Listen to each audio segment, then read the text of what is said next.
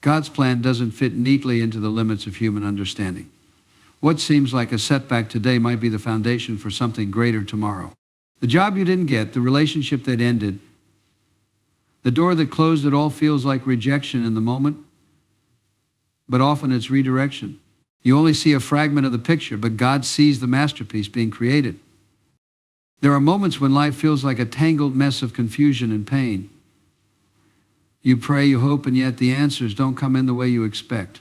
But just because you can't see the path doesn't mean it's not there. Faith isn't about having all the answers. It's about trusting that the answers exist, even if they're hidden from your view right now. When God moves, he often does it silently. You might think nothing is happening, but behind the scenes, chains are breaking, opportunities are aligning, and hearts are being prepared.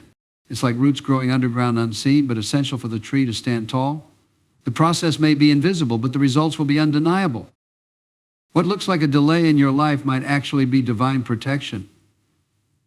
That missed opportunity could have led you somewhere you didn't belong. That person who walked away may have been standing in the way of your destiny. God doesn't just open doors, he closes them too. And each closed door carries a lesson, even if the pain blinds you from seeing it immediately. Your understanding is tied to time, but God operates in eternity. While you're worried about what didn't happen this week, this month, or this year, he's orchestrating events across lifetimes. The blessing you're waiting for might not arrive today, but it's on the way, perfectly timed, arriving when it can fulfill its highest purpose. God's plan often includes seasons of isolation, stillness. It's in those quiet moments when you feel forgotten that he's preparing you for something bigger than you imagined. Just like David tended sheep before he became king, your current season may feel small, but it's shaping you for something greater. The preparation may be humble, but the purpose will be mighty. You don't need to understand the full plan to take the next step. Sometimes all God gives you is just enough light for the step in front of you. Your job isn't to figure out the entire journey, it's to move forward with faith, trusting that each step is guided by a hand far wiser than your own. Even when life feels like it's falling apart, God's plan is still intact. The storm might be fierce, but the foundation he's building within you is stronger. While you question the chaos, he's crafting your comeback. What seems like an ending in your eyes is often just the beginning in his. Obedience isn't always easy. It often asks you to move before you see the full picture, to trust before the answer appears. It's not about convenience or comfort. It's about faith and action. When God calls you to step forward, even when the path is unclear, that obedience plants seeds for blessings you can't yet see. The simple yes you give today can unlock doors you never even knew existed. There's a direct connection between obedience and abundance, but it doesn't always show up the way you expect. Sometimes the blessing isn't material, it's peace in the middle of chaos, strength in the face of a city, or wisdom that keeps you from making a costly mistake. Obedience might not bring instant rewards, but it builds a foundation for lasting favor. God tests your heart through obedience. When he whispers a command, it's not to restrict you, it's to prepare you. He may ask you to let go of something or someone, not to punish you, but to make room for something better.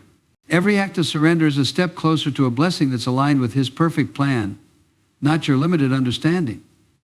Obedience often means moving in silence. While the world chases recognition and applause, God may call you to work behind closed doors, to build in the quiet, and to trust him without an audience.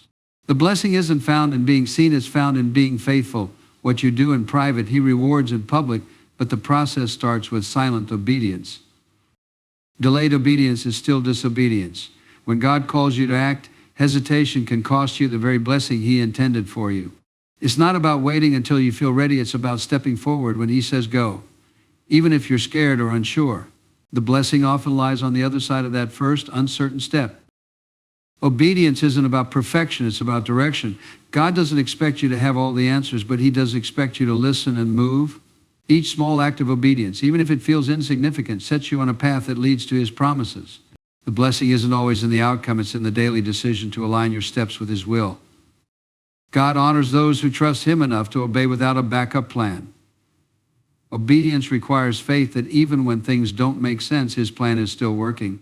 You may not see the blessing immediately, but every time you follow his lead, you're building a life that's positioned for his favor.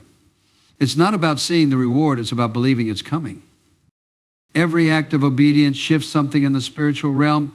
What feels like a small step in the natural world can create a ripple effect in the supernatural. The blessings you're praying for might be waiting on your next act of faith. When you move in obedience, you're not just following orders, you're unlocking doors only God can open. Brokenness feels like the end, but in God's hands, it's often the beginning. When life shatters your plans, strips away your comfort, or brings you to your knees, it's not a sign of abandonment, it's an invitation to draw closer. God uses the cracks in your heart to pour in His strength, showing you that your breaking point can be the very place where His power begins to work. What seems like a breakdown is often a setup for a breakthrough. God never wastes your pain. Every tear, every disappointment, every silent struggle has a purpose.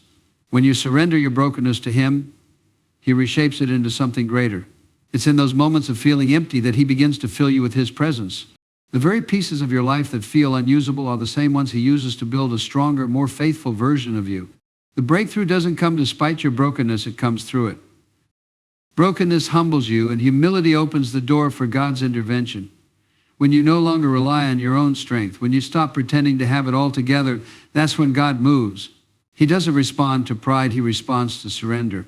The cracks in your heart allow His grace to flow in freely, and through that grace you start to see the first glimpses of the breakthrough ahead. It's in the moments of brokenness that your faith is refined. When everything seems lost and you're left with nothing but God's promises, that's when faith becomes real. It's easy to trust God when life is smooth, but breakthrough happens when you trust Him in the storm. Brokenness tests your faith not to destroy it, but to strengthen it, pushing you to lean on Him completely and let His will unfold. God provides exactly what you need, not always what you want. There's a difference, and it's a hard lesson to grasp when your heart is set on a certain outcome. You may pray for a door to open, but instead God keeps it closed. You may long for a relationship, a job, or a breakthrough on your terms, but God withholds it not because He's forgotten you, but because He sees what you cannot. His provision isn't about instant gratification, it's about eternal preparation. What you want is often tied to comfort, but what you need is tied to growth. God isn't focused on giving you everything you desire because some of those desires may lead you away from His plan. He knows that sometimes withholding something is the most loving thing He can do. Just like a parent doesn't give a child every request, God filters your wants through His perfect wisdom. The unanswered prayers and delayed blessings are not rejections, they're redirections. God's provision comes with purpose. When He gives you what you need, it's not always what feels good, but it's always what serves your soul. You might want a smooth path, but He gives you a rocky road to strengthen your faith. You might crave recognition, but He offers solitude to sharpen your character. His provision isn't about feeding your ego, it's about forming your spirit. There are moments when God's no is actually a not yet. He's not denying you out of cruelty, He's aligning you with something better. His provision works on a timeline that doesn't always match yours. While you're begging for a quick fix, He's building a foundation. You may not understand why the healing is slow, why the opportunity slipped away, or why the person you love walked out, but God's provision isn't about explaining, it's about equipping. God's provision often looks like discomfort because growth rarely happens in ease. When He strips away what you thought you needed, it forces you to lean into Him. You may want the storm to stop, but He gives you the strength to endure it instead. The provision isn't the absence of struggle, it's the presence of His grace within it. He's less concerned with giving you what you want and more focused on making you who you're meant to be. What God provides sometimes looks small at first.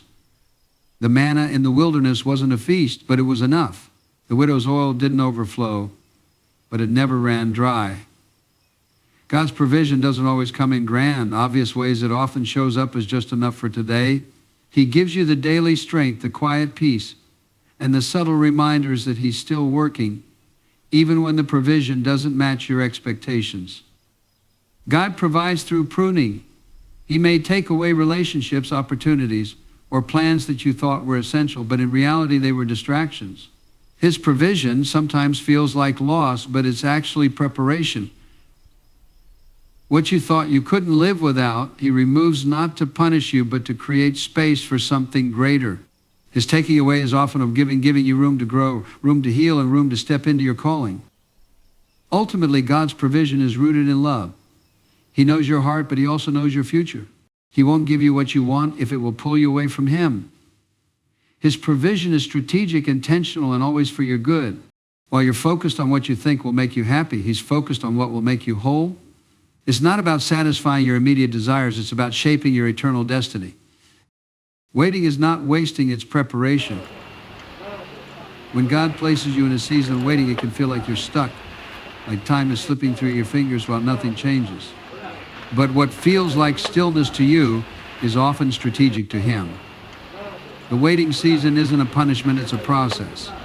Just because you don't see progress doesn't mean God isn't moving. He's working behind the scenes, aligning the right people, opportunities, and circumstances for the moment you're truly ready. In waiting, God sharpens your character. It's in those quiet moments that your patience is tested, your faith is refined, and your heart is revealed. You may want the door to open now, but God knows if He gave it to you too soon, it could destroy you instead of bless you. The waiting isn't about holding you back, it's about building you up. He's developing strength in you, teaching you to rely on rather than your own understanding. Waiting strips away distractions. It forces you to slow down and look inward, confronting the fears and doubts you might otherwise run from. When life moves fast, it's easy to ignore the areas in your heart that need healing. But in stillness, God gently reveals what's broken, not to shame you, but to fix you. The waiting season becomes a refining season where your priorities shift and your purpose becomes clearer. In those moments of waiting, God is teaching you trust. It's easy to have faith when prayers are answered quickly, but real trust is built when heaven feels silent. When you're waiting, you're not just learning patience, you're learning surrender. You start realizing that your timeline doesn't control God's plan. The more you release the urge to rush ahead, the more you learn to walk in step with His pace. Waiting also builds endurance. It's a season where God stretches you, strengthening your faith muscles so you can carry the weight of the blessings He's preparing. If He gave you the promise without the process, you might crumble under the pressure. The waiting toughens your spirit, preparing you not just to receive what you ask for, but to sustain it once it comes. It's not wasted time, it's weight training for your soul. There's a quiet transformation happening in waiting. The same way a seed grows underground long before you cease to sprout, God is growing you in hidden ways. People may not see the work happening within you, but God does. He's molding your heart, expanding your faith, and breaking chains you didn't even know you carried. The waiting isn't empty. It's where the real growth happens long before anyone else can see it. Waiting opens your eyes to the present. When you stop obsessing over what's next, you start noticing what's now. God uses waiting to shift your focus, helping you appreciate the small provisions, the daily mercies, and the quiet whispers of His presence. The moment you stop seeing waiting as wasted time, you start realizing it's a gift, an invitation to grow deeper roots before you rise higher. Ultimately, waiting redefines your faith. It turns hope into endurance and belief into unwavering trust. It's not about standing still, it's about standing firm. God isn't making you wait to hurt you. He's making you wait to prepare you. The time between the prayer and the promise is where He does His greatest work, not in the open, but in the hidden places of your heart. Your response to hardship defines your future. It's not the pain itself that shapes you, it's how you choose to react that carves the path to man. When life knocks you down, you have a choice. You can either stay down, letting the weight of your struggles hold you back, or you can rise, using the hardship as fuel for growth. Every setback is a fork in the road. One path leads to bitterness, the other to breakthrough. The situation may be out of your control, but your response is always within your power. Hardship reveals what's inside of you. Pressure doesn't create weakness, it exposes it. When the storm hits, your real character comes to the surface. It shows whether you built your foundation on faith or fear, on hope or hopelessness. The moments of struggle aren't there to break you. They're there to show you what needs to be strengthened. God allows these seasons not to crush you, but to strip away the things you've been relying on so you can stand firm on Him alone. Your response in difficult times sets the tone for what comes next. If you respond with anger and resentment, you anchor yourself to the very pain you're trying to escape. But if you respond with faith and courage, you unlock the doors to wisdom and healing. Hardship may be the fire, but your reaction determines whether you come out burned or refined. What you choose to believe about yourself and God in those moments shapes the direction of your life long after the storm has passed. When you face hardship, you're also being given a divine invitation. It's a call to lean into God, not away from Him. Pain has a way of making you feel isolated, like no one understands what you're going through. But God is never distant in your suffering. He's right there waiting for you to draw closer. Your response to hardship isn't just about surviving the moment, it's about deepening your connection with the one who holds your future. Hardship strips away the illusions of control, leaving you face to face with your faith. It's in those moments of struggle that your true beliefs surface, not the ones you speak when life is smooth, but the silent convictions buried deep within you. When everything feels uncertain, your heart reveals whether you trust God's plan or secretly fear He has abandoned you. Faith isn't proven in comfort, it's proven in crisis, when the ground beneath you trembles and all you have left is the unseen promise of His presence. Every trial pushes you to a crossroads. Will you lean on God's word or lean into your own understanding? It's easy to say you trust God when the sun is shining, but when the storm rolls in, your response shows if those words were rooted in truth or mere habit. Hardship forces you to choose. Do you surrender your fears to Him or scramble to fix everything yourself? The way you respond becomes a mirror, reflecting whether your faith is anchored in His sovereignty or tied to your own desire for control. In the depths of struggle, your prayers shift from routine requests to raw, unfiltered cries for guidance. It's there that God watches not for perfection, but for honesty. Your response reveals if you believe He is still working behind the scenes, crafting something greater than the pain you're feeling. It shows whether you trust that the delay has purpose, the loss has meaning, and the confusion has direction. Faith in hardship doesn't mean you never waver, it means you keep walking, even when you can't see the next step. People often think faith means standing tall, but sometimes true faith is simply refusing to collapse. It's choosing to speak life over your situation when all you see is brokenness. It's deciding that even though you don't understand the why, you still believe in the who. Your reaction to hardship reveals if your faith is built on circumstances or on the unshakable foundation of God's promises. When the world expects you to crumble, your quiet trust in Him becomes a testimony louder than words. The weight of hardship doesn't break you, it reveals what you've been standing on all along. If your faith is rooted in comfort, the storm will shatter it. But if it's grounded in God's plan, the storm will only deepen your dependence on Him. The way you respond in these moments shapes not just your future, but your soul. Each tear, each prayer, each choice to believe despite the pain, these are the bricks that build an unshakable faith, tested by fire and strengthened by surrender. Struggle doesn't leave you the same. It either builds something within you or leaves a mark behind. Every time you face hardship, your reaction shapes the outcome. If you lean into the pain with purpose, it stretches your capacity for resilience. You grow stronger, not because the struggle was easy, but because you refuse to let it define you. But when you allow the pain to consume you, when you replay the hurt over and over, it carves deeper scars into your heart. The struggle itself doesn't decide your future, it's how you respond that does. Strength is built when you face the struggle head on, not by pretending it doesn't hurt, but by acknowledging the pain without letting it control you. It's in those moments when you choose to push forward despite the fear that your character is forged. Each time you respond with courage, even when you feel like breaking, you're building something inside that no one can see, but you can feel it. You're reinforcing a foundation of strength that will hold you up in future storms.